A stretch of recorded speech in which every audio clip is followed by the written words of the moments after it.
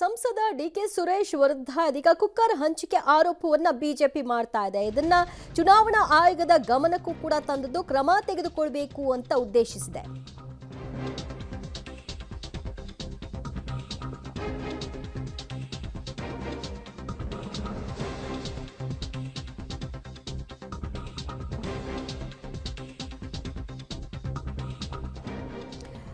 ಸಂಸದ ಡಿಕೆ ಸುರೇಶ್ ಅವರು ಕುಕ್ಕರ್ ಹಂಚಿಕೆ ಮಾಡ್ತಾ ಇದ್ದಾರೆ ಎಂಬ ಆರೋಪವನ್ನ ಇದೀಗ ಸಂಸದ ಡಿಕೆ ಸುರೇಶ್ ಅವರ ವಿರುದ್ಧ ಬಿಜೆಪಿ ಟ್ವೀಟ್ ಮೂಲಕ ಸಮರ ಸಾರ್ತಾ ಇದೆ.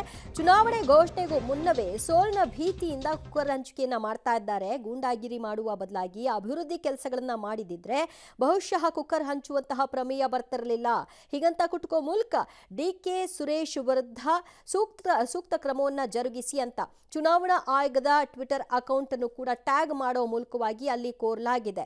ಚುನಾವಣಾ ಆಯೋಗ ಇದನ್ನ ಗಮನಿಸುವ ಮೂಲಕ ಆದಷ್ಟು ಬೇಗ ಅವರ ವಿರುದ್ಧ ಕ್ರಮ ತೆಗೆದುಕೊಳ್ಳಿ, ಚುನಾವಣೆಗೂ ಮುಂಚಿತವಾಗಿಯೇ ಸೋಲುವ ಭೀತಿಯಿಂದ ಅವರು ಈ ರೀತಿಯಾಗಿ ಕುಕ್ಕರ್ ಹಂಚಿಕೆ ಮಾಡ್ತಾ ಇದ್ದಾರೆ ಅನ್ನುವಂತಹ ಆರೋಪವನ್ನ ಬಿಜೆಪಿ ಮಾಡಿದೆ. ಆ ಸಂಬಂಧಿತವಾಗಿ ಈಗ ಟ್ವಿಟರ್ನಲ್ಲಿ ಸಮರವನ್ನು ಕೂಡ ಆರಂಭ ಮಾಡಿದೆ.